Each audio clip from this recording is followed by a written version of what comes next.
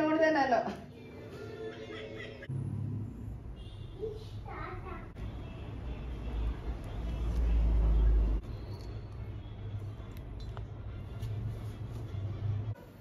Hello, so we are cooking together. Yay! So what are you cooking today? Omelette. Yes, that's right.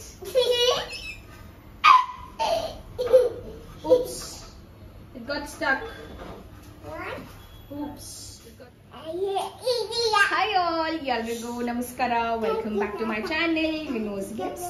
ನಾನು ನಿಮ್ಮೆಲ್ಲರ ಪ್ರೀತಿ ಅವನತ್ತ and ಇವನು ನನ್ನ ಮುದ್ದುಕಂದ ಭೈರವ್. ಇವತ್ತಿನ ವ್ಲಾಗ್ಗೆ ನಿಮ್ಮೆಲ್ಲರಿಗೂ ವೆಲ್ಕಮ್ ಮಾಡ್ತಾ ಇದ್ದೀನಿ. ಸೊ ಆಫೀಸಿಂದ ಬಂದಿದ್ದಾಗಿದೆ. ಲೆಟ್ ಮಿ ದಿಸ್ ಆಫೀಸಿಂದ ಬಂದಿದ್ದಾಗಿದೆ ಆ್ಯಂಡ್ ನೈಟ್ ಡಿನ್ನರ್ಗೆ ಸಾಂಬಾರ್ ರೆಡಿ ಮಾಡಬೇಕಿತ್ತು. ಸೊ ಅದಕ್ಕೆ ಹೆಸರು ಕಾಳು ಸಾಂಬಾರ್ ಮಾಡಿದ್ದೀನಿ ನಾನು. And Bhairav is preparing omelette. So ಅದ್ರ ಜೊತೆ ಆಮ್ಲೆಟ್ ಪ್ರಿಪೇರ್ ಮಾಡ್ತಾ ಇದ್ದಾನೆ. ಸೊ ಬನ್ನಿ ಇವತ್ತಿನ ರೆಸಿಪಿ ಹೇಗಿರುತ್ತೆ ಅಂತ ನಾನು ನಿಮಗೆ ತೋರಿಸ್ತೀನಿ. ತುಂಬ ಕ್ವಿಕ್ಕಾಗಿ ಮಾಡ್ಬೋದು, ಅಷ್ಟೇ ರುಚಿಯಾಗೂ ಇರುತ್ತೆ. ಆ್ಯಂಡ್ ಇದಕ್ಕೆ ಬೇಕು ಅಂದರೆ ನೀವು ಮೊಟ್ಟೆ ನೆಂಚ್ಕೋಬೋದು. ಸೊ ಹಾಗಾಗಿ ಭೈರವ್ಗೆ ಸ್ವಲ್ಪ ಸೈಡ್ ಡಿಶ್ ಆಗಿ ಬೇಕು ಅಂತ ಹೇಳಿ ಎಗ್ ಆಮ್ಲೆಟ್ ರೆಡಿ ಇದೆ. ಆ್ಯಂಡ್ ಸ್ವಲ್ಪ ಕ್ಯುಕುಂಬರ್. ಸೊ ಎರಡು ರೆಡಿ ಇದೆ ಸೈಡ್ ಡಿಶ್ಗೆ. ಈಗ ಊಟ ಮಾಡೋದಷ್ಟೇ ಬಾಕಿ. ಸೊ ಈ ಒಂದು ಸಾಂಬಾರನ್ನ ಹೇಗೆ ಮಾಡಿದೆ ಅಂತ ನೀವು ನೋಡ್ಕೊಂಬನ್ನಿ. ಇನ್ನು ಇವತ್ತು ಸಾಂಬಾರು ನಾನು ಮಾಡ್ತಾ ಇರೋವಂಥದ್ದು ಸ್ವಲ್ಪ ಮಸಾಲೆನ ಫ್ರೈ ಮಾಡಿ ಮಟನ್ ಸಾರು ಸ್ಟೈಲಲ್ಲಿ ಮಾಡೋಣ ಅಂತ ಹೇಳಿ ಮಾಡ್ತಾಯಿದ್ದೀನಿ. ಇನ್ನು ತುಂಬ ಕ್ವಿಕ್ಕಾಗಿ ಮಾಡ್ಬೋದು ಈ ಒಂದು ಸಾಂಬಾರನ್ನ, ಮತ್ತು ಇದನ್ನು ಹಸಿ ಮಸಾಲೆ ಕೂಡ ಮಾಡ್ಕೊಂಡು ಮಾಡ್ಬೋದು. ರುಚಿ ಕೂಡ ತುಂಬಾ ಚೆನ್ನಾಗಿ ಇರುತ್ತೆ ಅಂತ ಹೇಳ್ಬೋದು. ಇನ್ನು ಈಗಂತೂ ಹಿದ್ಕಿದ ಬೇಳೆ ಟೈಮ್ ಆಗಿದೆ, ಅಂದರೆ ಅವರೇ ಬೇಳೆ ಸೀಸನ್ ಆಗಿರೋದ್ರಿಂದ ಅವರೇ ಬೇಳೆ ಸಾಂಬಾರು ಕೂಡ ಈ ರೀತಿ ಪ್ರೊಸೀಜರ್ ಮಾಡೋದ್ರಿಂದ ಸಿಕ್ಕಾಬಟ್ಟೆ ಟೇಸ್ಟಿಯಾಗಿರುತ್ತೆ. ಇನ್ನು ಇದನ್ನು ದೋಸೆಗೆ, ಪೂರಿ ಜೊತೆ ಅಥವಾ ಚಪಾತಿ ಜೊತೆ ಎಲ್ಲದ್ರ ಜೊತೆಗೂ ಸೂಪರ್ಬ್ ಆಗಿರೋಂಥ ಒಂದು ಕಾಂಬಿನೇಷನ್ ಅಂತ ಹೇಳಿದ್ರೆ ಈ ಒಂದು ರೆಸಿಪಿ ಅಂತ ಹೇಳ್ಬೋದು. ಈ ಒಂದು ಸ್ಪೆಷಲ್ ಮಸಾಲೆನ ನೀವು ಯಾವ ಕಾಳುಗಳ ಜೊತೆ ಅಥವಾ ಚಿಕನ್ ಜೊತೆ ಅಥವಾ ಮಟನ್ ಜೊತೆ ಹಾಕಿ ಮಾಡಿದ್ರೂ ಕೂಡ ತುಂಬಾ ರುಚಿಯಾಗಿ ಬರುತ್ತೆ.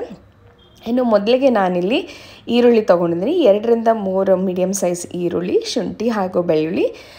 ಇದು ಕೂಡ ಅಷ್ಟೇ 1 ಇಡಿಯಷ್ಟು ಬೆಳ್ಳುಳ್ಳಿ ತೊಗೊಂಡಿದ್ದೀನಿ. ಆ್ಯಂಡ್ ಶುಂಠಿ ಅಷ್ಟೇ ಅದ್ರ ತಕ್ಕನಾಗಿ ತೊಗೊಳ್ಬೇಕಾಗತ್ತೆ. ಅದಾದಮೇಲೆ 1 ಇಂಚಷ್ಟು ಚಕ್ಕೆ, 3ರಿಂದ 4 ಲವಂಗನ ಹಾಕಿ ಚೆನ್ನಾಗಿ ಫ್ರೈ ಮಾಡಿ 2 ಮೀಡಿಯಮ್ ಸೈಜ್ ಟೊಮೆಟೊನ ಇಲ್ಲಿ ದೊಡ್ಡದಾಗಿ ಚಾಪ್ ಮಾಡಿ ಹಾಕಿದ್ದೀನಿ. ಅದಕ್ಕೆ ನಾನು ಧನಿಯಾ ಪೌಡರ್ ಹಾಗೂ ಅಚ್ಚಕಾರದ ಪುಡಿ ಇದನ್ನು ಮಿಕ್ಸ್ ಮಾಡಿಕೊಂಡು ಚೆನ್ನಾಗಿ ಫ್ರೈ ಮಾಡ್ತೀನಿ. ಲಾಸ್ಟಲ್ಲಿ ಒಂಚೂರು ಕೊತ್ತಂಬರಿನ ಹಾಕಿಬಿಟ್ಟು ಫ್ರೈ ಮಾಡಿ ಮಸಾಲೆ ತಣ್ಣಗಾದ್ಮೇಲೆ ರುಬ್ಬಿಟ್ಟು ಯಾವುದೇ ಒಂದು ಕಾಳು ಜೊತೆ ಅಥವಾ ಚಿಕನ್ ಜೊತೆ ಯಾವುದ್ರ ಜೊತೆ ಹಾಕಿದ್ರೂ ಈ ಒಂದು ಮಸಾಲೆ ಅಂತೂ ಸೂಪರ್ಬ್ ಆಗಿ ಇರುತ್ತೆ. ಇನ್ನು ವರ್ಕಿಂಗ್ ವುಮೆನ್ಸ್ ಇದ್ದೀರಾ ಅಂತ ಹೇಳಿದ್ರೆ ಈ ಒಂದು ಮಸಾಲೆನ ನಾವು ಸ್ಟೋರ್ ಮಾಡಿ ಕೂಡ ಯೂಸ್ ಮಾಡ್ಬೋದು. ಅಂತ ಹೇಳಿದ್ರೆ ಇದನ್ನು ಫ್ರೈ ಮಾಡಿ ನಾವು ರುಬ್ಬಿಬಿಟ್ಟು ಇಟ್ಕೊಂಡ್ರೆ ಆಲ್ಮೋಸ್ಟ್ ಒಂದು ವಾರದ ತನಕನೂ ನಾವು ಈ ಒಂದು ಮಸಾಲೆನ ತೆಗೆದುಬಿಟ್ಟು ಇನ್ಸ್ಟೆಂಟಾಗಿ ಬೇಕಾಗುವಂಥ ಅಡುಗೆಗಳಿಗೆ ಯೂಸ್ ಮಾಡ್ಕೊಂಡು ಕೂಡ ಮಾಡ್ಬೋದು. ರುಚಿ ಕೂಡ ತುಂಬ ಚೆನ್ನಾಗಿರುತ್ತೆ. ಇನ್ನು ಈಗಂತೂ ತುಂಬಾ ಚಳಿಗಾಲ ಆಗಿರೋದ್ರಿಂದ ತುಂಬ ಬೇಗನೂ ಹಾಳಾಗಲ್ಲ ಐಟಮ್ಸ್ಗಳು. ಸೊ ಹಾಗಾಗಿ ಈ ಒಂದು ರೆಸಿಪಿನ ಖಂಡಿತವಾಗ್ಲೂ ಎಲ್ಲರೂ ಟ್ರೈ ಮಾಡಿ ನೋಡಿ. ತುಂಬಾ ಈಸಿಯಾಗೂ ಇರುತ್ತೆ, ತುಂಬ ಕ್ವಿಕ್ಕಾಗೂ ಕೂಡ ಮಾಡ್ಬೋದು. ಇನ್ನು ಈ ಒಂದು ಮಸಾಲೆ ಇವಾಗ ತಣ್ಣಗೆ ಹಾಕೋಕ್ಕೆ ಇಡ್ತೀನಿ. ಇನ್ನು ನೀವೇನಾದರೂ ತುಂಬ ದಿವಸಗಳನ್ನ ಇಟ್ಬಿಟ್ಟು ಈ ಒಂದು ಮಸಾಲೆನ ಬಳಸ್ತೀರಾ ಅಂತಂದರೆ ಕಾಯಿ ಬಳಸ್ಕೊಳ್ಳೋದನ್ನ ಸ್ಕಿಪ್ ಮಾಡ್ಕೊಳ್ಳಿ. ಬಿಕಾಸ್ ಲಾಸ್ಟಲ್ಲಿ ಬೇಕಾದ್ರೆ ನೀವು ಅಥವಾ ಅವಾಗ ಬೇಕಾದರೆ ಯೂಸ್ ಮಾಡ್ಬೋದು. ಕಾಯಿ ಹಾಕೋದ್ರಿಂದ ತುಂಬ ಬೇಗ ಹಾಳಾಗೋ ಚಾನ್ಸಸ್ ಇರುತ್ತೆ. ಸೊ ಹಾಗಾಗಿ ಕಾಯಿನ ಸ್ಕಿಪ್ ಮಾಡಿ ಬರೀ ನಾನು ಮಸಾಲೆ ಏನು ಫ್ರೈ ಮಾಡಿಕೊಂಡೆ ಅದನ್ನು ರುಬ್ಬಿಟ್ಕೊಂಡ್ರೆ ಕ್ವಿಕ್ ಆ್ಯಂಡ್ ಇನ್ಸ್ಟೆಂಟಾಗಿ ಯಾವುದೇ ಒಂದು ಪಲ್ಯದ ಜೊತೆ ಚಪಾತಿ ಜೊತೆ ಗ್ರೇವಿ ಮಾಡ್ತೀರಾ ಅಂದರೆ ಈ ಒಂದು ಮಸಾಲೆ ತಟ್ ಅಂತ ರೆಡಿ ಆಗಿಬಿಡುತ್ತೆ ಅಂತ ಹೇಳ್ಬೋದು. ಇನ್ನು ಕುಕ್ಕಿಂಗ್ ಅನ್ನೋವಂಥದ್ದು ತುಂಬ ದೊಡ್ಡ ಟಾಸ್ಕೇ ಆಗೋಗ್ಬಿಡುತ್ತೆ ವರ್ಕಿಂಗ್ ವುಮೆನ್ಗೆ. ಬಿಕಾಸ್ ಬೆಳಗ್ಗೆ ಎದ್ದ ತಕ್ಷಣ ಈ ಒಂದು ಕೆಲಸ ಮಾಡಬೇಕು, ಎಲ್ಲನೂ ರೆಡಿ ಆಗಬೇಕು, ನಾವು ಕೂಡ ರೆಡಿಯಾಗಿ ಮಕ್ಳಿಗೂ ರೆಡಿ ಮಾಡಿ ಸ್ಕೂಲಿಗೆ ಕಳಿಸ್ಬೇಕು ಅನ್ನೋವಂಥದ್ದು ಒಂದು ದೊಡ್ಡ ಟಾಸ್ಕ್ ಆಗಿರುತ್ತೆ. ಸೊ ಆ ಒಂದು ಟೈಮಲ್ಲಿ ಈ ರೀತಿ ರೆಡಿ ಮಸಾಲೆ, ಇನ್ಸ್ಟೆಂಟ್ ಮಸಾಲೆ ಮಾಡ್ಕೊಂಡು ಇಟ್ಕೊಳ್ಳೋದ್ರಿಂದ ತುಂಬ ಕ್ವಿಕ್ಕಾಗಿ ನಾವು ರೆಡಿ ಮಾಡ್ಕೋಬೋದು ಮತ್ತು ಬೇಗ ಕೂಡ ಆಗುತ್ತೆ ಅಡುಗೆ. ಮಕ್ಳಿಗೂ ತುಂಬ ಬೇಗ ರೆಡಿ ಮಾಡಿ ಇಷ್ಟಪಟ್ಟಂಗೆ ಗ್ರೇವೀಸ್ಗಳನ್ನ ಮಾಡ್ಬೋದು. ಇನ್ನು ನೀವೇನಾದರೂ ಡೈಲಿ ಚಪಾತಿ ತಿಂತೀರಾ ಅಂತ ಅಂದರೆ ಅದ್ರ ಜೊತೆಗೆ ಗ್ರೇವೀಸ್ ಅಂತೂ ಡೆಫಿನೆಟ್ಲಿ ಬೇಕಾಗೇ ಆಗುತ್ತೆ. ಆ ಒಂದು ಟೈಮಲ್ಲಿ ಈ ಒಂದು ಸೂಪರ್ ಕ್ವಿಕ್ ಮಸಾಲೆ ಎಷ್ಟು ಬೇಗ ರೆಡಿ ಆಯಿತು ನೋಡಿ. ಸೊ ಇದು ಬಿಸಿ ಇರೋದ್ರಿಂದ ಈ ರೀತಿ ಹೊಗೆ ಬರ್ತದೆ. ಒಂದು ಸ್ವಲ್ಪ ಇದನ್ನು ಹಾರಿಸಾದ್ಮೇಲೆ ಒಂದು ಏರ್ ಟೈಟ್ ಬಾಕ್ಸಿಗೆ ಹಾಕಿ ನಾವು ಫ್ರಿಜ್ ಒಳಗೆ ಇಡೋದ್ರಿಂದ ಈ ಒಂದು ಮಸಾಲೆ ರೆಡಿ ಆಗಿರುತ್ತೆ. ಸೊ ಒನ್ಸ್ ಈ ಮಸಾಲೆ ರೆಡಿ ಆಗಿದೆ ಅಂತ ಹೇಳಿದ್ರೆ ನೀವು ಯಾವುದು ಬೇಕಾದರೂ ಐಟಮ್ಸ್ ಲೈಕ್ ಬೀಟ್ ಮಶ್ರೂಮ್ ಇರ್ಬೋದು, ಪನ್ನೀರ್ ಇರ್ಬೋದು, ಎಲ್ಲದ್ರ ಜೊತೆಗೂ ಹಾಕ್ಕೊಂಡು ಒಂದು ಕ್ವಿಕ್ಕಾಗಿ ಮಾಡ್ಕೊಳ್ಳೋವಂಥ ಗ್ರೇವಿ ಸಿಂಪಲ್ ಆ್ಯಂಡ್ ಈಸಿಯಾಗಿ ಕೂಡ ಇರುತ್ತೆ. ಇನ್ನು ನಾನಿವತ್ತು ಹೆಸರು ಕಾಳು ಹಾಕಿ ಈ ಒಂದು ಗ್ರೇವಿನ ಮಾಡ್ತಿದ್ದೆ. ಚಪಾತಿ ಜೊತೆ, ಮುದ್ದೆ ಜೊತೆ, ರೊಟ್ಟಿ ಜೊತೆ ಎಲ್ಲದ್ರ ಜೊತೆ ಒಂದು ಒಳ್ಳೆ ಕಾಂಬಿನೇಷನ್ ಅಂತಲೇ ಹೇಳ್ಬೋದು. ಇನ್ನು ಈ ಒಂದು ರೆಸಿಪಿ ಮಾಡ್ತಾನೆ ಮನೆಯಲ್ಲಿ ಎಷ್ಟು ಖರ್ಚು ಮಾಡಬೇಕಾಗತ್ತೆ ಅಥವಾ ನಾವು ಅಡುಗೆಗೆ ಅಂತ ಅಥವಾ ಗ್ರಾಸರೀಸ್ಗೆ ಅಂತ ತಿಂಗಳಿಗೆ ನಾನು ಎಷ್ಟು ಯೂಶ್ವಲಿ ಸ್ಪೆಂಡ್ ಮಾಡ್ತೀನಿ ಅನ್ನೋದ್ರ ಬಗ್ಗೆ ಮಾತಾಡೋಣ.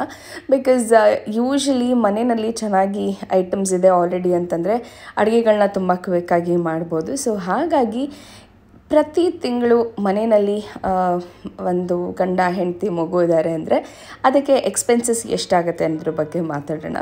ಬಿಕಾಸ್ ಅಪಾರ್ಟ್ ಫ್ರಮ್ ಮನೆ ಮೇಂಟೆನೆನ್ಸ್ ಆಗಿರ್ಬೋದು ಅಥವಾ ಮಕ್ಕಳು ಫೀಸ್ಗಳಾಗಿರ್ಬೋದು, ಅದೆಲ್ಲನೂ ಒಂದು ಕಡೆ ಸ್ಟೋರಿ ಆಯಿತು ಅಂದರೆ ನಾವು ಎಷ್ಟು ದುಡಿದ್ರೂ ಸಾಲಲ್ಲ ಅಂತ ಅನಿಸುತ್ತೆ. ಬಿಕಾಸ್ ಪ್ರತಿಯೊಂದು ಐಟಮ್ಸ್ಗೂ ಅದರದ್ದೇ ಆದಂಥ ರೇಟ್ಗಳಾಗೋಗ್ಬಿಟ್ಟಿದೆ ಈಗಿನ ಕಾಲದಲ್ಲಿ. ಸೊ ಹಾಗಾಗಿ ಯೂಶ್ವಲಿ ನಾವು ಎವ್ರಿ ಮಂತ್ ಫಾರ್ ಗ್ರಾಸರೀಸ್ ಎಷ್ಟು ಇನ್ವೆಸ್ಟ್ ಮಾಡ್ತೀವಿ ಅಥವಾ ಊಟ ತಿಂಡಿಗೋಸ್ಕರ ಎಷ್ಟು ಇನ್ವೆಸ್ಟ್ ಮಾಡ್ತೀವಿ ಅಂತ ಕೂತ್ಕೊಂಡು ಯೋಚನೆ ಮಾಡ್ತಿದ್ದಾಗ somewhere around 15,000 to 20,000 only for ಊಟಕ್ಕೆ ಅಂತ ಹೇಳ್ಬೋದು. ಅಂದರೆ ಗ್ರಾಸರೀಸಿಂದ ಇಡ್ಬೋದು, ಹಾಲು, ಮೊಸರು, ಇದೆಲ್ಲದರಿಂದ almost 15,000 to 20,000 on on average ಆಗುತ್ತೆ.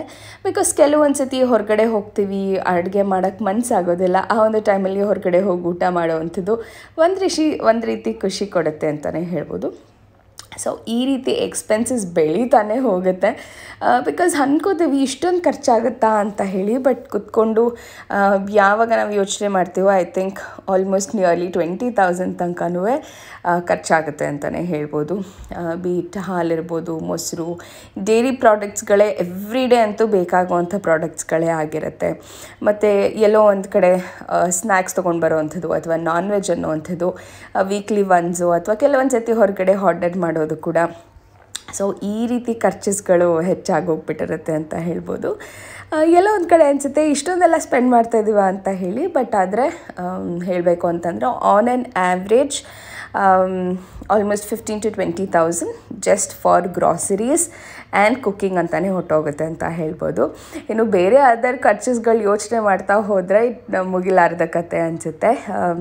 ಇನ್ನು ಮನೆಯಲ್ಲಿ ಅಥವಾ ಬೆಂಗಳೂರಲ್ಲಿ ಹೇಳಬೇಕು ಅಂತಂದರೆ ಯೂಶ್ವಲಿ ಪ್ರತಿಯೊಂದು ಐಟಮ್ಸ್ ಕೂಡ ತುಂಬಾ ಎಕ್ಸ್ಪೆನ್ಸಿವ್ ಆಗಿದೆ ಈಗಂತೂ. ಸೊ ಹಾಗಾಗಿ ಪ್ರತಿಯೊಂದಕ್ಕೂ ನಾವು ಸ್ಪೆಂಡ್ ಮಾಡ್ತಾನೆ ಇರ್ತೀವಿ.